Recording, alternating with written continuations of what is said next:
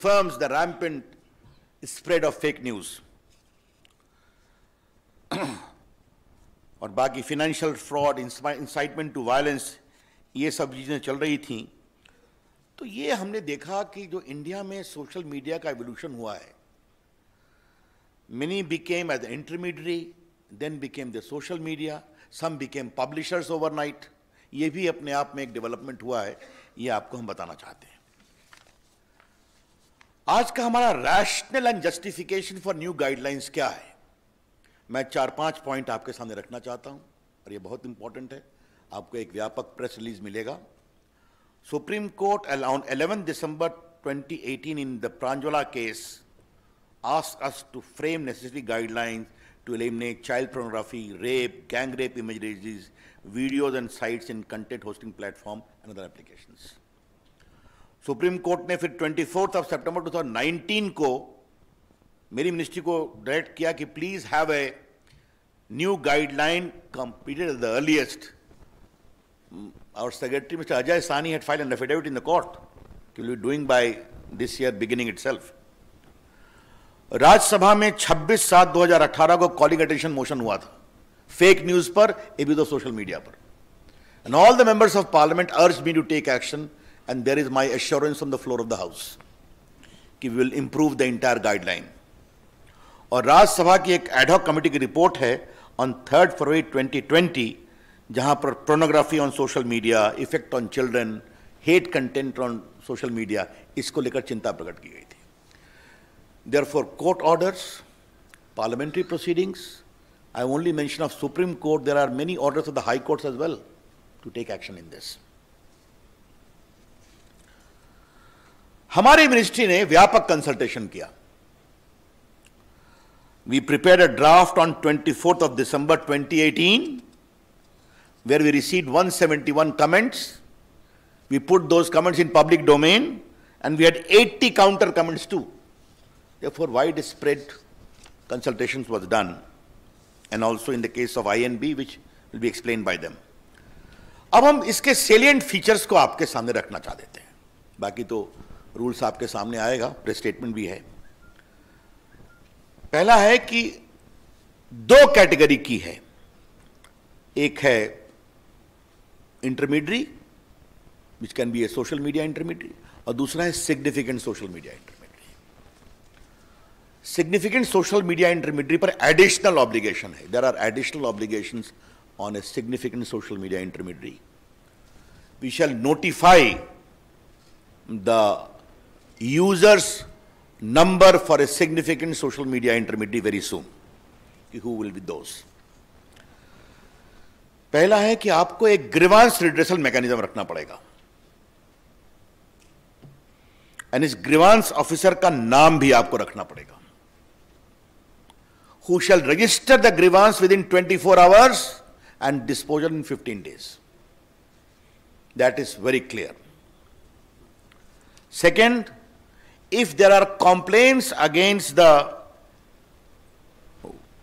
dignity of users, particularly women, that expose their private parts of individuals, or nudity, or in sexual act, impersonation, etc., you will be required to remove that within 24 hours after a complaint is made.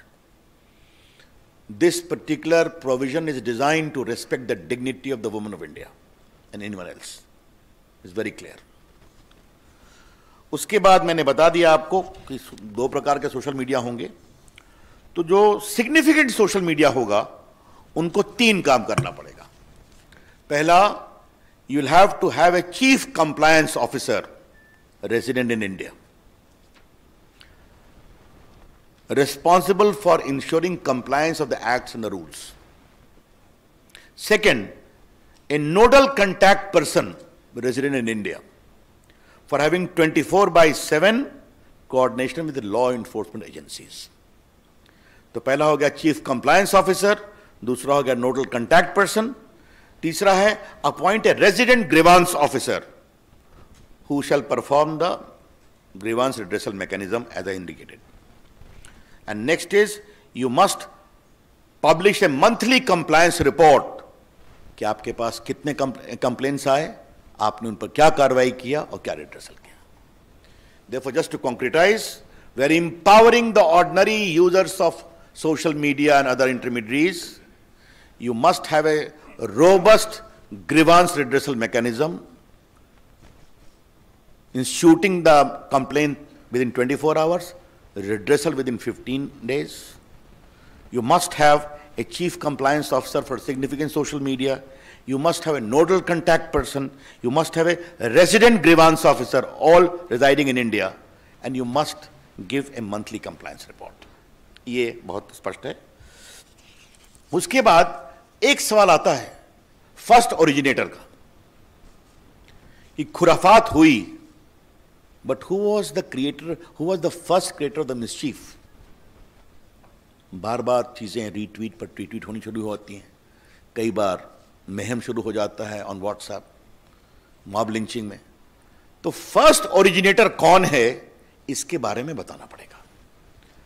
This first originator will not, we don't like to have the content, क्योंकि content तो बाहर आ जाता है, कई लोग tweet retweet करते हैं। Who began the mischief, ये आपको बताना पड़ेगा। ये मिसचीफ अगर भारत के बाहर से हुआ है तो भारत में उसको किसने शुरू किया, ये बताना पड़ेगा। I repeat, the social media platforms, upon being asked either by a court order or by the government authority, will be required to disclose the first originator of the mischievous tweet or message, as the case may be. And this should be only in relation to sovereignty and integrity of India, number one. Number two, security of the state, public order, relations with foreign states, or rape, sexually explicit material, etc., etc. तो आपको ये बताना पड़ेगा कि खुराफात पहले किसने शुरू की, उसको आपको जानकारी देनी पड़ेगी। यस, और ये सब उसी अपराध के बारे में होगा जहां 5 साल से अधिक की सजा है। I explain to you. बाकी उनका एक फिजिकल देश में एड्रेस होगा। इसमें हम एक और प्रावधान कर रहे हैं कि आपको एक वॉलंटरी वेरिफिकेशन ऑफ अकाउंट्स का इंतजाम करना पड़ेगा। Social media, not the government.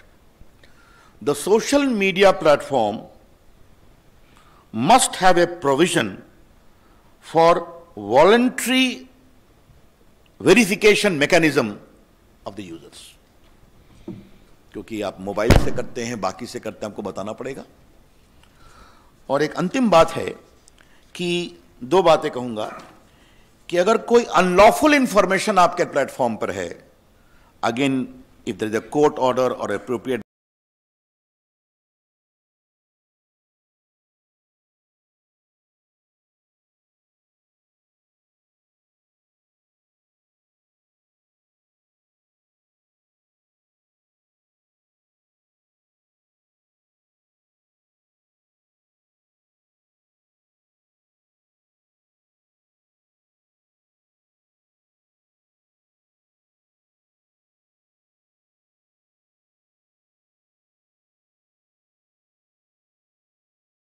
government or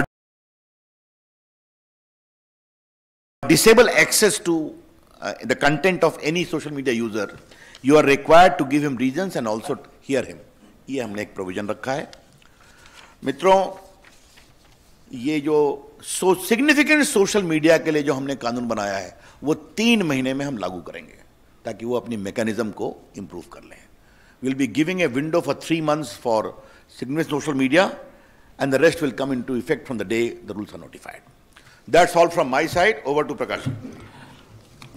Ravi ji, बहुत धन्यवाद। जैसे आपको पता है कि नई टेक्नोलॉजी का एक अच्छा फल है कि डिजिटल मीडिया न्यूज़ पोर्ट्स भी बन गए, न्यूज़ पोर्टल्स बन गए। वैसे ही OTT प्लेटफॉर्म आ गया, लेकिन एक फर्क रहा कि जो आप लोग बैठे हैं प्रिंटिंग प्रेस से जो आते हैं, उनको प्रेस काउंसिल का कोड फॉलो करना पड़ता है। लेकिन ऐसा डिजिटल मीडिया पोर्टल को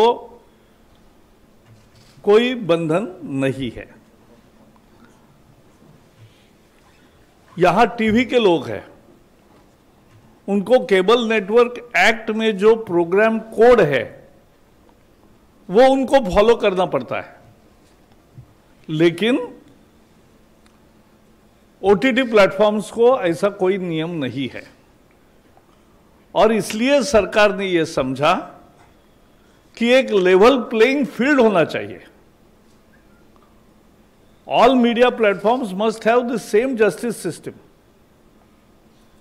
और इसलिए डिजिटल हो, प्रिंटिंग हो, टीवी हो, ओटीटी हो, कुछ नियमों का पालन करना पड़ेगा, कुछ प्रोसेस सेट करना पड़ेगा। और लोगों की मांग भी बहुत थी। लोगों की मांग, रोज सैकड़ों पत्र मंत्रालय में आते हैं। इस बार इस सेशन में ओटीटी प्लेटफॉर्म पर 50 प्रश्न पूछे गए, दोनों सदन में मिलकर 50 क्वेश्चंस। देश भर में इस विषय की कितनी चर्चा है, इसका ये उदाहरण है। और उसके बाद हमने ओटीटी प्लेटफॉर्म्स के साथ दिल्ली, चेन्नई और मुंबई में उन उद्योगों के सभी लोगों को बुला के विस्तृत चर्चा की। मैंने खुद दिल्ली में 2 मीटिंगें बुलाई, और पहले मीटिंग में मैंने ओटीटी प्लेटफॉर्म को कहा कि आप सेल्फ रेगुलेशन बनाओ जैसा टीवी वालों ने बनाया है, लेकिन नहीं हुआ दुर्भाग्य से। फिर मैंने एक बार फिर मीटिंग बुलाई और कहा कि 100 दिन में बनाओ, लेकिन वो भी नहीं बना। बाद में कुछ नोट बनी थी जिसमें कोई सेल्फ रेगुलेशन, बाहर का कोई आदमी भी नहीं था।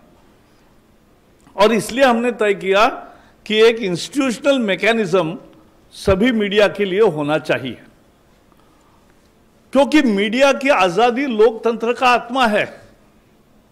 Both we have fought for maintaining press freedom and have gone to jail during emergency. But let me also tell you that every freedom has to be responsible freedom. और उसके लिए we have decided to have 3-tier mechanism for OTT platforms. First, for OTT and digital news media, both will have to disclose their details, from where they publish, how they publish, how much is the spread, anything. So that disclosure will come. That is first, information. We are not mandating a registration. We are seeking information.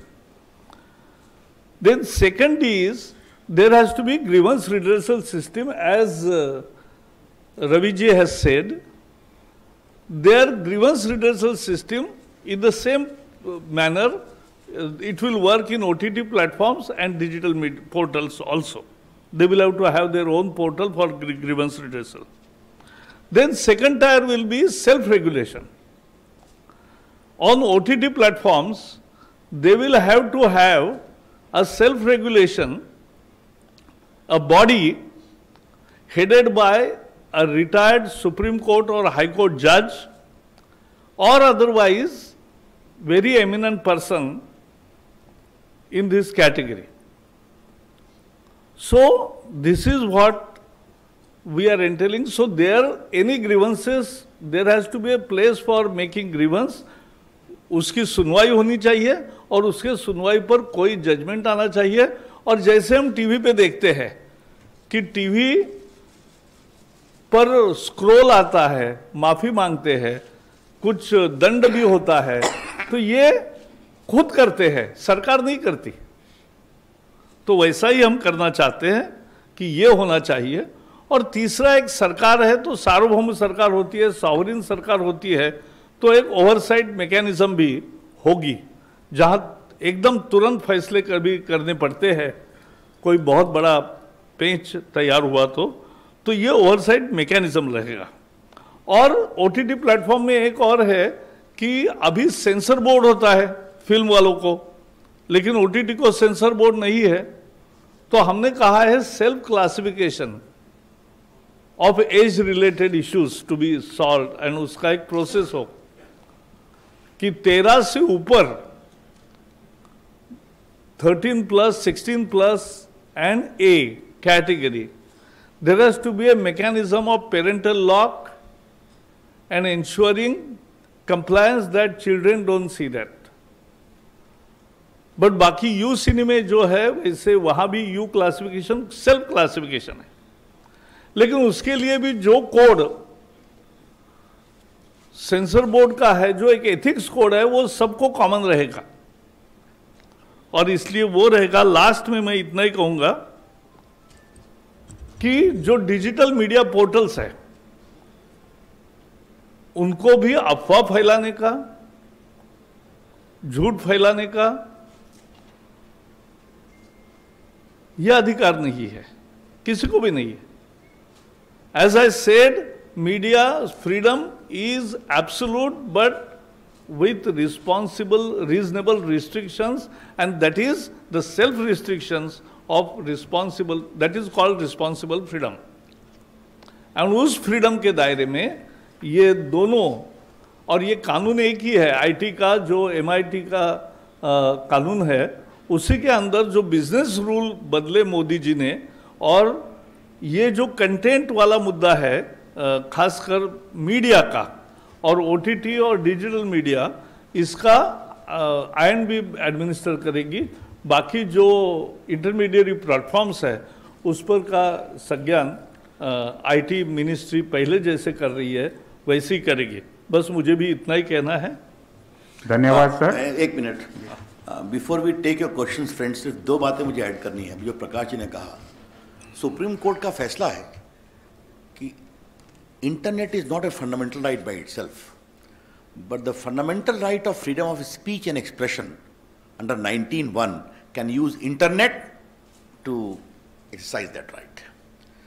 So if it is a fundamental right under 19(1), it is subject to 19(2) of the Constitution, which is reasonable restrictions can be imposed in pursuit of safety, security, sovereignty of India, public order etcetera etcetera. एक बात मैं ये कहना चाहूँगा, और दूसरी बात हम कहेंगे, सभी सोशल मीडिया का स्वागत है, लेकिन बड़े आदर से कहूँगा, there should not be double standards.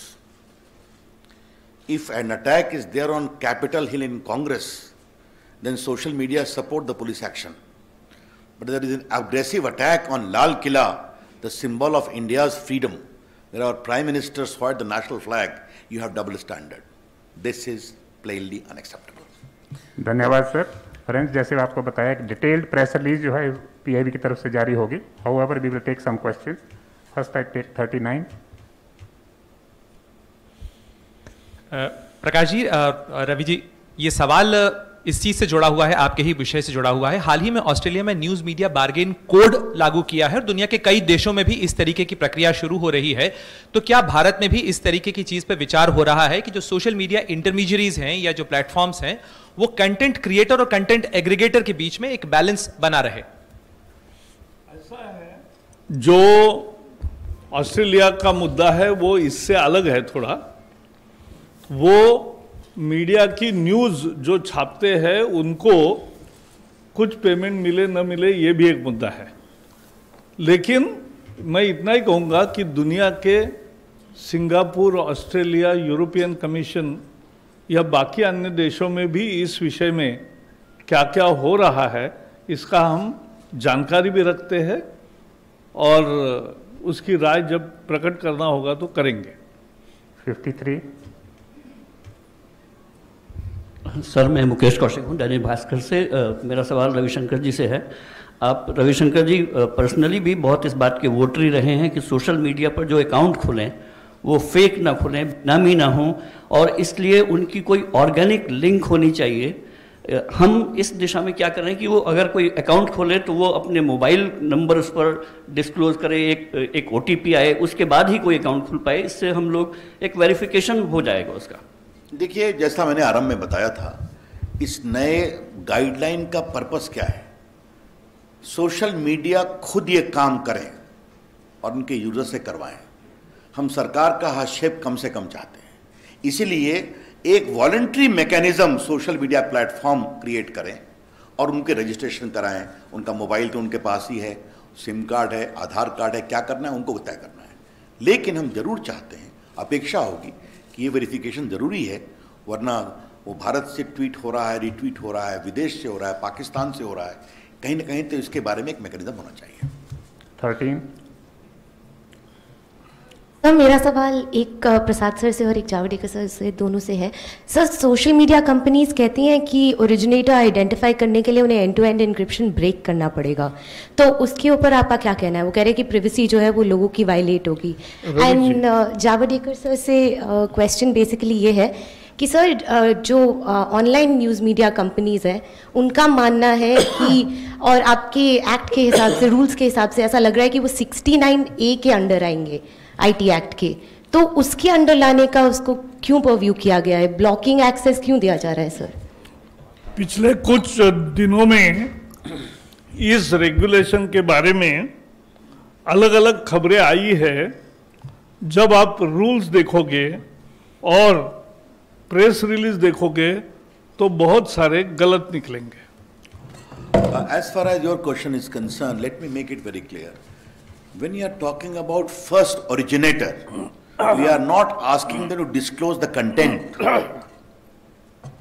Simple question, ये खुराफात किसने शुरू की? Who began this mischief? That's that. That's all. And it will be only in relation to issues where punishment is for more than 5 years, including security, sovereignty, integrity of India, rape, etc., all these things. Therefore, there is a proper safeguard. 33। लेकिन वही सवाल था रवि जी और प्रकाश जी दोनों से कि अगर आपने रेगुलेशन बनाया है, उसका 1 बार 2 बार 3 बार अगर रेगुलर वायलेशन होता है तो उसको सुधारने के लिए या फिर दंड का अलग अलग दोनों फील्ड में क्या प्रावधान होंगे स्पेसिफिक दोनों फील्ड के लिए? देखिए, मैं आपको बता देना चाहता हूं, आज के दिन भारत में फिर रिपीट करूंगा, सोशल मीडिया, इंटरमीडियरी, इन सबों का देश में स्वागत है। भारत के लोकतंत्र में आपने देश के लोकतंत्र को मजबूत किया है, आम आदमी को आवाज दी है, तो कृपया करके जिम्मेवारी के साथ उसका अनुसरण करें, ये मेरी विनम्र प्रार्थना है। और अगर इतने क्लियर गाइडलाइन जहां दायित्व उनका है, अगर उसका वो अनुपालन नहीं करेंगे तो जो भी कानून में प्रावधान है IT एक्ट में बाकी है वो देखा जाएगा। I want to repeat in very right earnest that we appreciate the proliferation of social media in India and also its use by ordinary Indians. We want them to be more responsible, more accountable for the laws and Constitution of India and give voice to their users. I hope they will appreciate. If they don't, then whatever the provisions are there in the law will take its course. 82। एक नहीं, उनका एक प्रश्न OTT पे क्या होगा self regulation में। तो जैसे आज टीवी का सेल्फ रेगुलेशन है और किसी की भी शिकायत है तो सुनवाई होती है, जज करते हैं और जजमेंट भी देते हैं कि जिसमें सजा यानी फाइन भी होता है, स्क्रॉल भी चलाना पड़ता है या अन्य भी प्रकार है। तो ऐसे ही मैकेनिज्म उसी तरीके से ये OTT प्लेटफॉर्म्स को तैयार करना पड़ेगा। Sir, this is Aditi from Times Now. I have a question for Mr. Ravi Shankar Prasad. Sir, we're given to understand that even the news pages and the news handles are going to be included in the new guidelines. So my question was, how exactly is the news content also going to be regulated, and what are the details of the special guidelines for the news publishers? I think Prakash, you have asked this question to the wrong person, but let me tell you, Prakash ji has already said very specifically, we are only removing the double standards. What is being followed in the print, you follow here as well. That's all. Print media को press council का code follow करना पड़ता है, वही code है। और उनके संबंध में किसी को शिकायत करनी है तो प्रेस काउंसिल के सामने शिकायत कर सकते हैं, उसकी सुनवाई होती है, दोनों पक्ष सुने जाते हैं और फिर प्रेस काउंसिल भी दंडक करता है न्यूज़पेपर्स को, तो वही तरीका रहेगा। 20। सर, ये आइडेंटिफाई करने की प्रोसेस क्या होगी? कौन सा डिसीजन मेकिंग अथॉरिटी कौन होगा? कि IT का सेक्रेटरीज का पैनल होगा जो इसको आइडेंटिफाई करेगा कंटेंट को, या फिर कंप्लेंट किसी की भी हो सकती है, मेरी भी हो सकती है, या यहाँ बैठे किसी की भी हो सकती है? पहली बात बता दूं कि जो वेरिफिकेशन आपने बताया, तो सोशल मीडिया आराम से सिम कार्ड से मोबाइल नंबर से वेरीफाई कर सकते हैं, उसमें तो कोई दिक्कत नहीं है। मैंने बताया कि चाहे वो प्रकाश जी का विभाग हो या मेरा विभाग हो, पहला ग्रीवांस रिड्रेसल आपको करना है, मैकेनिज्म बनाना है, और सोशल मीडिया को 2-3 काम और करना है जो सिग्निफिकेंट है। अब आप नहीं करतेंगे तो बाकी तो आईटी एक्ट में तो प्रावधान ही है ना, उसकी चिंता की जाएगी। आप तो जानते हैं आईटी एक्ट, तो सेक्रेटरीज का पैनल जो है वो डिसाइड करेगा किसी का, वो I think जो आईटी एक्ट में प्रोविजन है उसके अनुसार आज हम रूल्स गाइडलाइंस लेकर के आए हैं। आईटी एक्ट की तो प्रावधान नहीं है ना। 37 लोगों को सवाल पूछ लेने दीजिए इस पर। हाँ, कोई Sir, I'm just adding to the question on the news websites that are being included. What I want to understand, since for the first time this has been done, sir, there hasn't really been any consultation with the stakeholders. All of us have now been included in the IT Act. Do you intend to get us on board, have a conversation on this? What is the government planning to do? पहले तो आपने अच्छा सवाल पूछा, क्योंकि हमें पता ही नहीं है कि डिजिटल न्यूज़ पोर्टल्स कितने हैं। इसीलिए तो हमने कहा है कि उसका डिस्क्लोजर ऑफ इंफॉर्मेशन यह आपको करना है, तो हमें पता चलेगा इतने हैं। कंसल्टेशन करें किससे, ये भी तो मुद्दा है ना। तो सारी जानकारी आएगी, तो हमारे दरवाजे सबके लिए हमेशा खुले हैं। कोई भी आपके सुझाव है तो जरूर आपका स्वागत है। 72 जेल किसको होगी, यूजर को कि और प्लेटफॉर्म जी? Offender, law offender. चलिए आगे let's go. Yes, who is next? 17 quick fast. Sir, मैं नवनीत मिश्रा हूँ न्यूज एजेंसी आईएनएस से। एक रेवेन्यू शेयरिंग को लेकर के बार बार सवाल खड़े होते हैं। फेसबुक और ट्विटर करीब 11,000 करोड़ सालाना का इनकी कमाई होती है भारत में, तो इसको लेकर के सरकार की क्या नीति है?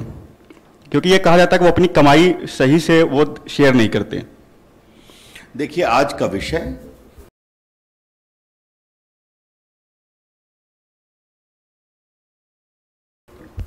Social lines OTT digital platform guideline के बारे में है।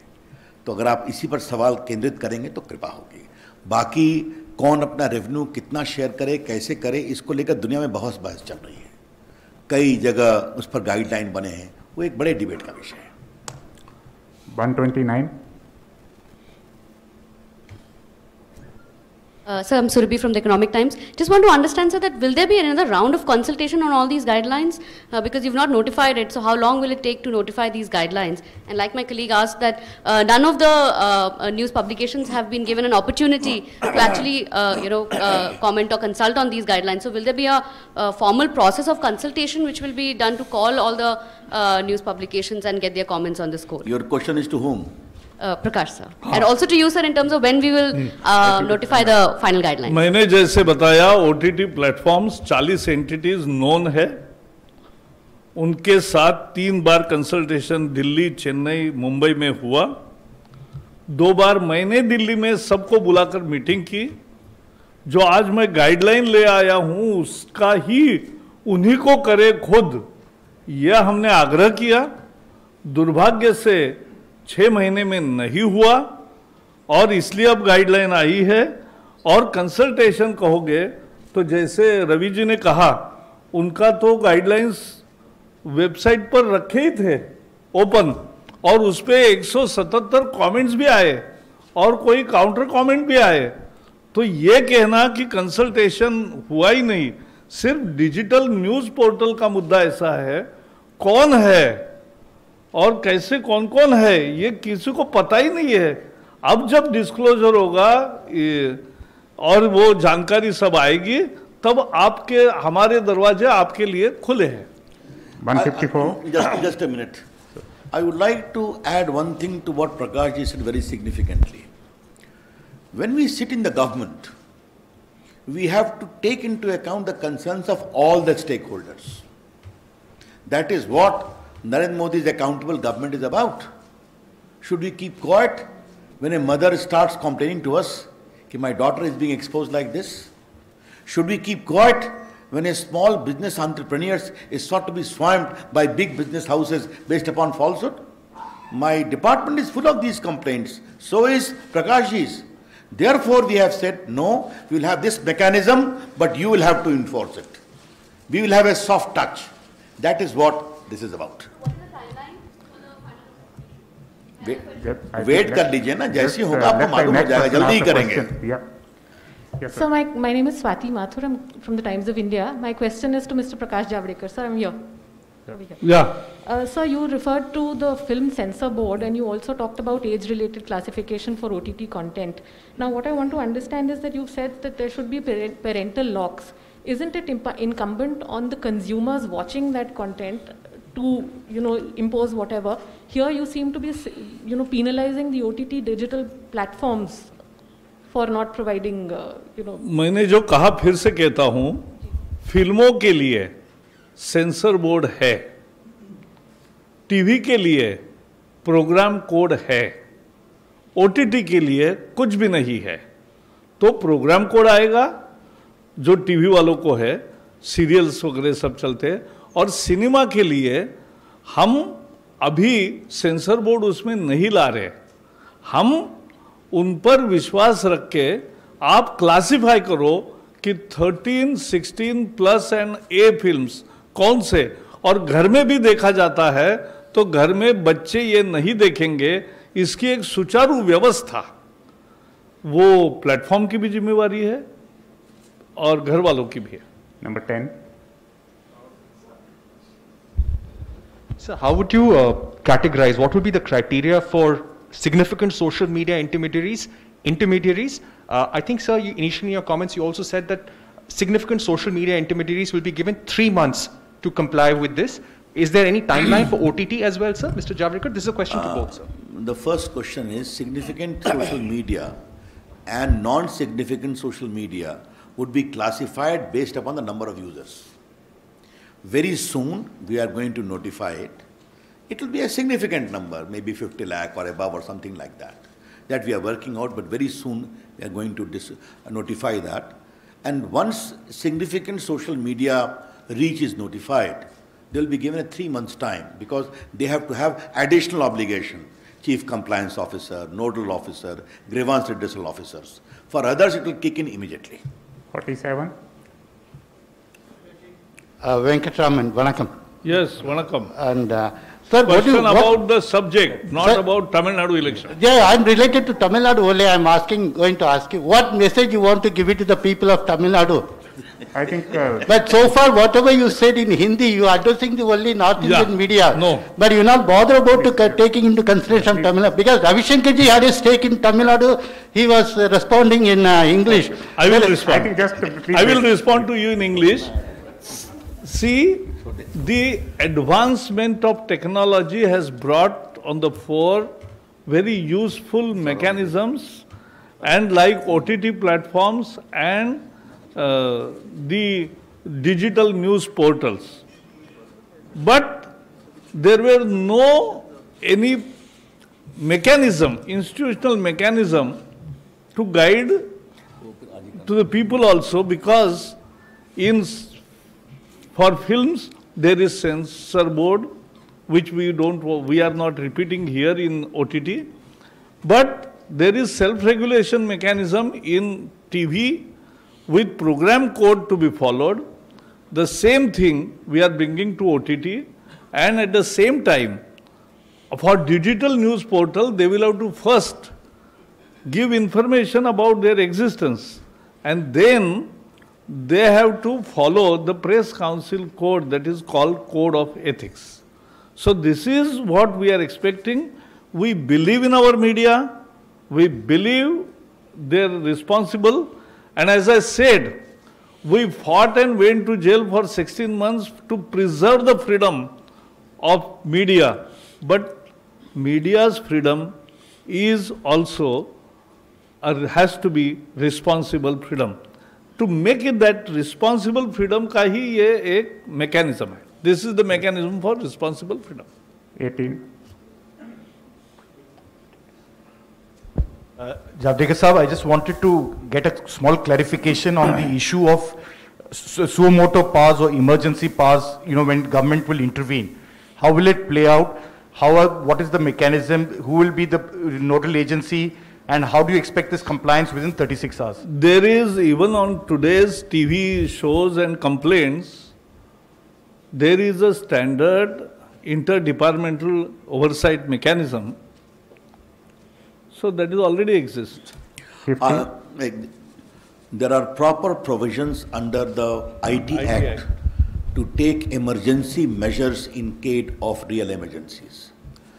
But once those orders are invoked by the IT Secretary or by the INB Secretary, as the case may be, it has to be affirmed by a proper committee, it has to be reviewed, and there is a review mechanism which we have imported that of the telegraph rule, namely headed by the Cabinet Secretary in the Government of India and Chief Secretary in the State Government. Therefore, there are proper safeguards also in case of exercise of emergency powers. Sir नमस्कार, मैं Pradeep total news से। Sir मेरा एक clarification जानना था कि जो ये गाइडलाइन तैयार की गई है, क्योंकि हाल के दिनों में हमने देखा है जो पॉलिटिकल पार्टियों के आईटी सेल्स होते हैं वो खास तौर से हेट स्पीच चलाते हैं और उसके बाद वो वायरल होते हैं, उसके बाद एक पॉलिटिकल मैसेज जाता है। तो क्या इसमें पॉलिटिकल पार्टी भी इस दायरे में आएगी और उसका क्या गाइडलाइन होगा? देखिए, मैंने आपको पहले भी कहा था कि अगर देश में करोड़ों लोग सोशल मीडिया को यूज कर रहे हैं तो अपने वो विचारों का भी मैं अपनी पार्टी के भी विचारों का कर सकता हूं, वो भी कर सकते हैं, लेकिन जो नॉर्म्स हैं उनका तो पालन करना पड़ेगा ना, कि आप किसी को डिफेम मत करिए, किसी महिला के खिलाफ इस तरह की बातें ना करिए, आप आतंकवाद को ना बढ़ाइए, या कई चीजें जो अब चली हुई हैं, तो इसका विचार करना पड़ेगा। ये सब पर लागू है, कोई पॉलिटिकल एक्टिविस्ट हो या नॉन पॉलिटिकल एक्टिविस्ट हो। 38. So, Anushri from Financial Express. My question is to Mr. Javadekar. Sir, you spoke about the self-regulatory body for OTT, and which will be headed by either a retired Supreme Court judge or a High Court judge. So, how many members would this body have, and will it also have representatives from OTT platforms? Because in the previous consultations, the representation was not equal, and it was one of the reasons why the ministry had to, step into for formulation of these guidelines. Also, under what circumstances the ministry will step in case the mechanism or the body fails to, handle a grievance? We have not taken any additional power in these guidelines. The oversight mechanism, as explained by Ravi Shankar ji, exists, and it will exist. To take this. I want to make very clear to my learned journalist friends that we have not framed any new law or any additional law. Under the existing IT Act mechanism itself, in exercise of Section 87 rule-making power, we have framed these rules and the Code of Ethics. They should be clearly understood. 40. Hi sir, this is Ashish from the Indian Express. I wanted to ask a question that in the case of messages which go viral and finding the originator, it has often been seen that a VPN or a proxy network is used by the perpetrators. So who would be held liable in such a case? The social media intermediary or VPN? Well, Ashish ji, these are academic questions. As I said in the very beginning, as Prakash ji said, we are trusting the platforms to be accountable in terms of these regulations. We are trusting self-regulations. And once they will go through all the norms, which will be very much put on the platform, they need to improve their mechanism, whether it is grievance redressal or verification or classification of the curated content. तो हम तो उनको trust कर रहे हैं। इस बात को प्लीज सारे मित्र समझें कि the focus of this guideline, whether in the case of social media or in case of creative content, is on self-regulation. You develop, this is the norm, please ensure it followed up. Last question, 15.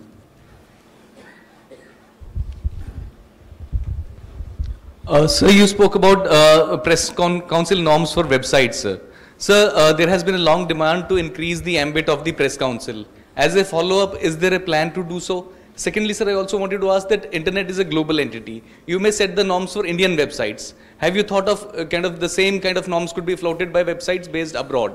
So is there any thinking on that? See, it's a different topic whether the Press Council Act will be expanded or given teeth. It's a continuous discussion. Let's see what happens. जहां तक आपका सवाल है, I do acknowledge internet is a fine creation of human mind, but if internet is a global phenomena, it must have linkage to the local ideas, local culture, local customs, and most important, local laws, our constitution and laws of India. अब ऐसा तो नहीं चलेगा ना कि आप America में बैठ के आपकी चीज यहाँ दिखाएंगे और यहाँ के ग्रीवांस का रिड्रेसल नहीं होगा, यहाँ के एब्यूज चलता रहेगा, मिसयूज चलता रहेगा, ये हमारी अपेक्षा होगी। Thank you very much sir, thank you friends. Thank you. क्या है बुक? ये आईटी एक्ट है। ये प्रेस रिलीज है, ये बुक है। चलो हो गया। लो प्रकाश जी खड़े हो जाओ, देखो ठीक है। ये आईटी एक्ट है, ये प्रेस स्टेटमेंट है। चलो थैंक यू।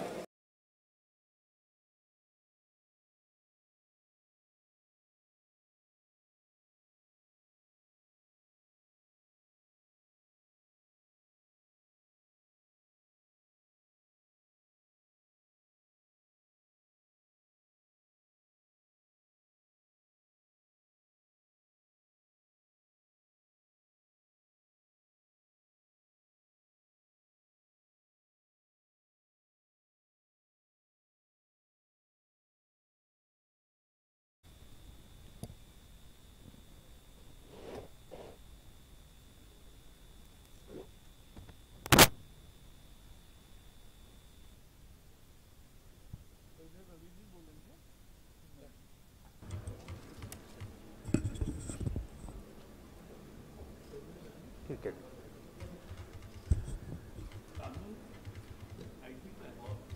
नमस्कार, आज की प्रेस कॉन्फ्रेंस में आप सबका स्वागत।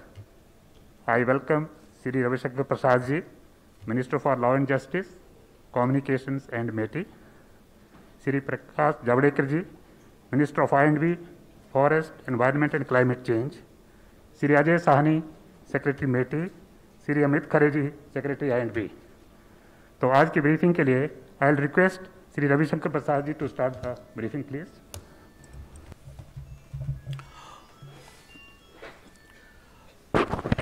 मित्र प्रकाश जी, पदाधिकारीगण और सभी आई&बी सेक्रेटरी और आईटी सेक्रेटरी और पत्रकार मित्रों, आज हम सोशल मीडिया के संबंध में गाइडलाइन और डिजिटल मीडिया और ओटीटी के बारे में कोड ऑफ एथिक्स, इसको लेकर आपसे चर्चा करने के लिए उपस्थित हुए हैं। ये आपको हम बता दें कि जो सोशल मीडिया है, बाकी इंटरमीडियरी है, उसके संबंध में जो हमने गाइडलाइन बनाई है नई, उसको मैं प्रस्तुत करूंगा। और अब डिजिटल मीडिया और ओटीटी के बारे में आईटी एक्ट के अंतर्गत ही हम लोगों ने वो एडमिनिस्ट्रेशन आई&बी को सौंपा है। तो आई&बी के द्वारा जो फाइनलाइज किया है, चर्चा करके बाद वो उस रूल के बारे में प्रकाश जी बताएंगे।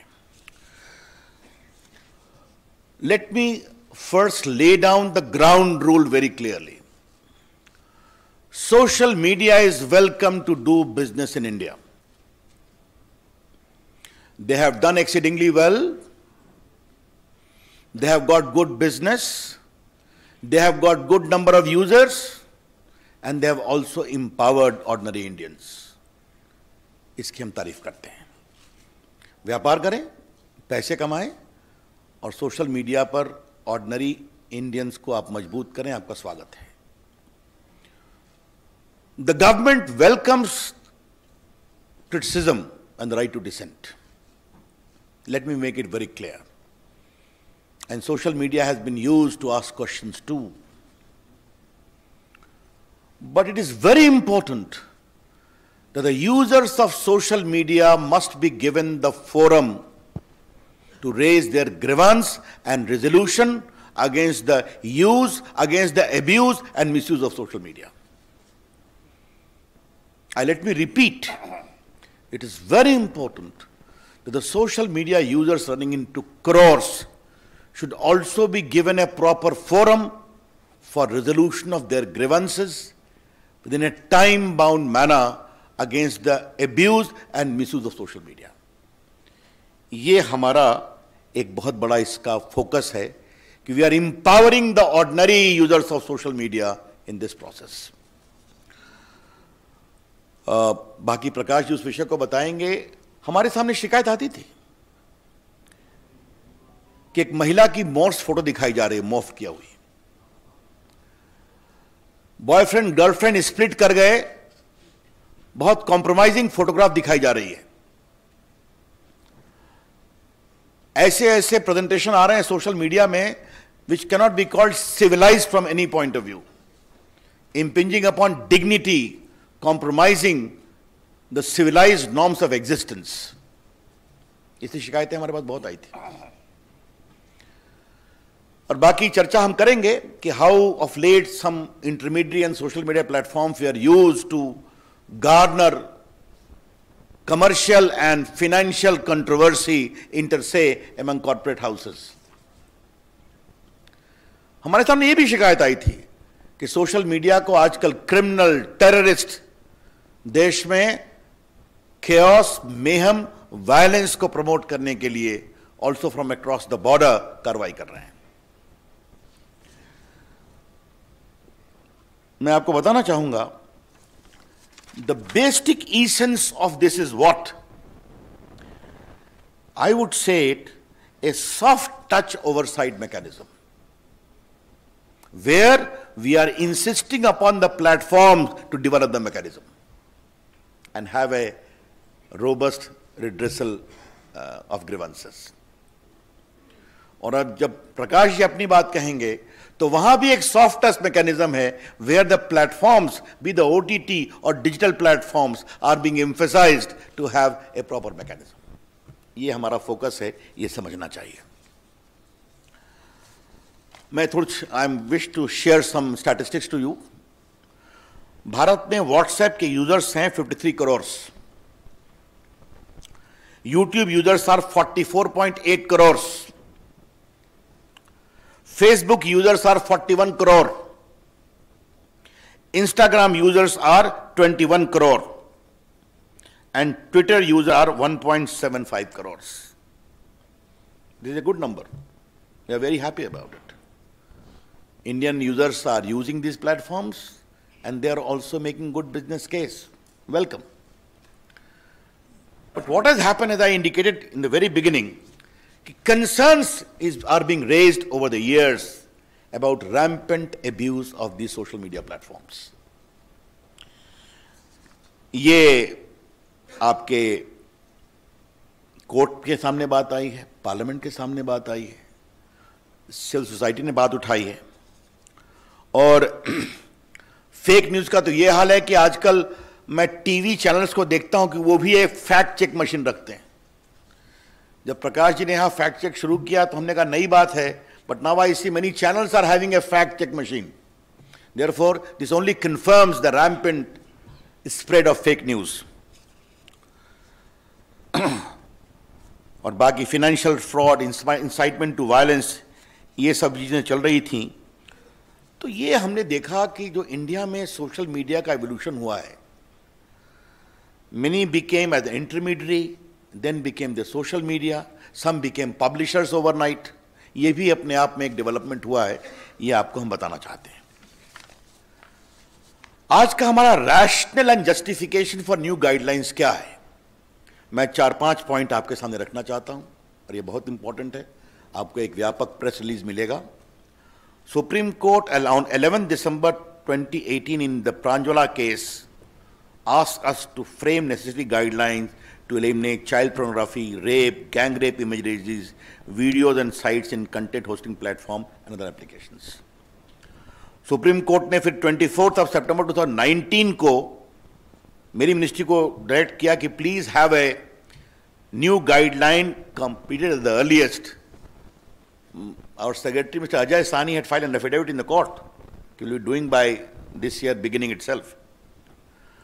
राज्यसभा में 26/7/2018 को कॉलिंग अटेंशन मोशन हुआ था फेक न्यूज पर, एब्यूज ऑफ सोशल मीडिया पर, and all the members of parliament urged me to take action and there is my assurance on the floor of the house कि we will improve the entire guideline. और राज्यसभा की एक ad hoc committee की report है on 3rd February 2020, जहां पर pornography on social media, effect on children, hate content on social media, इसको लेकर चिंता प्रकट की गई थी. Therefore, court orders, parliamentary proceedings, I only mention of Supreme Court, there are many orders of the High Courts as well to take action in this. हमारी ministry ने व्यापक कंसल्टेशन किया. We prepared a draft on 24th of December 2018, where we received 171 comments. We put those comments in public domain, and we had 80 counter comments too. Therefore, widespread consultations was done, and also in the case of INB, which will be explained by them. अब हम इसके salient features को आपके सामने रखना चाह देते हैं. बाकी तो rules आपके सामने आएगा, press statement भी है. पहला है कि दो कैटेगरी की है. एक है intermediary, which can be a social media intermediary, और दूसरा है significant social media intermediary. Significant social media intermediary पर एडिशनल ऑब्लिगेशन है. There are additional obligations on a significant social media intermediary. We shall notify the users number for a significant social media intermediary very soon. Who will be those? पहला है कि आपको एक grievance redressal mechanism रखना पड़ेगा, and इस grievance officer का नाम भी आपको रखना पड़ेगा.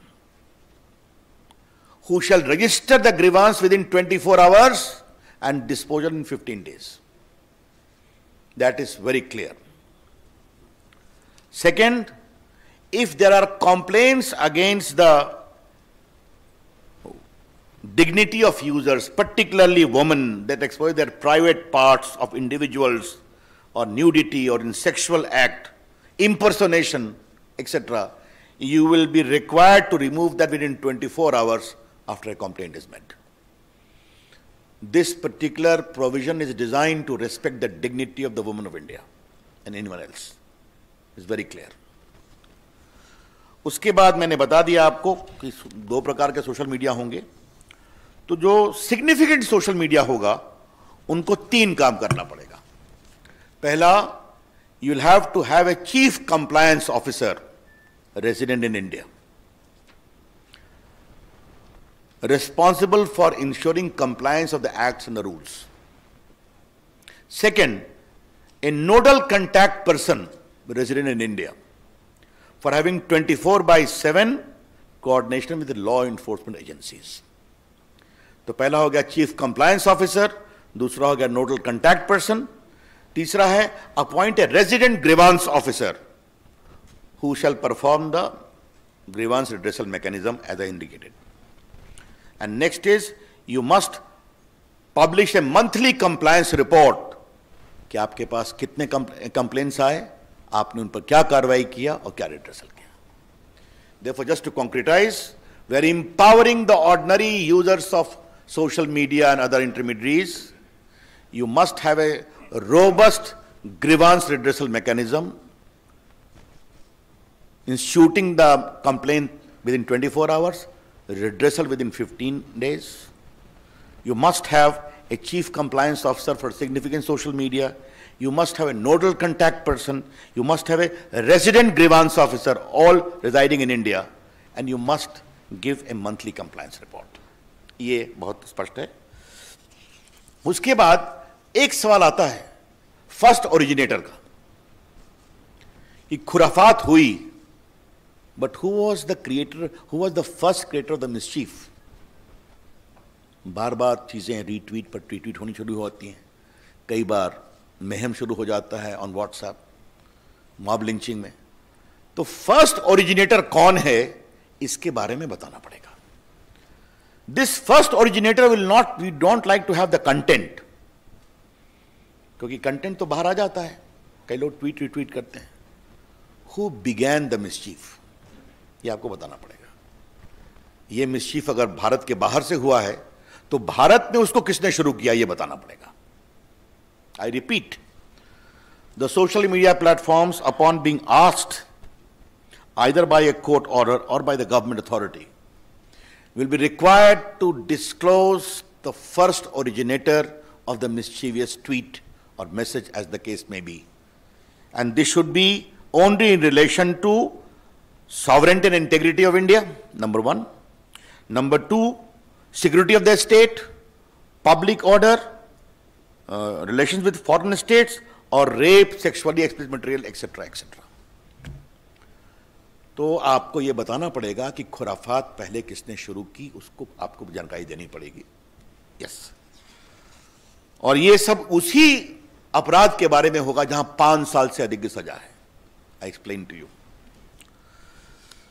बाकी उनका एक फिजिकल देश में एड्रेस होगा। इसमें हम एक और प्रावधान कर रहे हैं कि आपको एक वॉलंटरी वेरिफिकेशन ऑफ अकाउंट्स का इंतजाम करना पड़ेगा। Social media, not the government. The social media platform must have a provision for voluntary verification mechanism of the users. क्योंकि आप मोबाइल से करते हैं, बाकी से करते हैं, आपको बताना पड़ेगा। और एक अंतिम बात है कि 2 बातें कहूंगा कि अगर कोई अनलॉफुल इंफॉर्मेशन आपके प्लेटफॉर्म पर है, again if there is a court order or appropriate government or disable access to the content of any social media user, you are required to give him reasons and also hear him. ये हमने एक provision रखा है। मित्रों, ये जो significant social media के लिए जो हमने कानून बनाया है वो 3 महीने में हम लागू करेंगे ताकि वो अपनी मैकेनिज्म को इंप्रूव कर लें। Will be giving a window for 3 months for significant social media and the rest will come into effect from the day the rules are notified. That's all from my side. Over to Prakash. Ravi ji, बहुत धन्यवाद। जैसे आपको पता है कि नई technology का एक अच्छा फल है कि डिजिटल मीडिया न्यूज़ पोर्ट्स भी बन गए, न्यूज़ पोर्टल्स बन गए। वैसे ही OTT प्लेटफॉर्म आ गया। लेकिन एक फर्क रहा कि जो आप लोग बैठे हैं प्रिंटिंग प्रेस से जो आते हैं, उनको प्रेस काउंसिल का कोड फॉलो करना पड़ता है।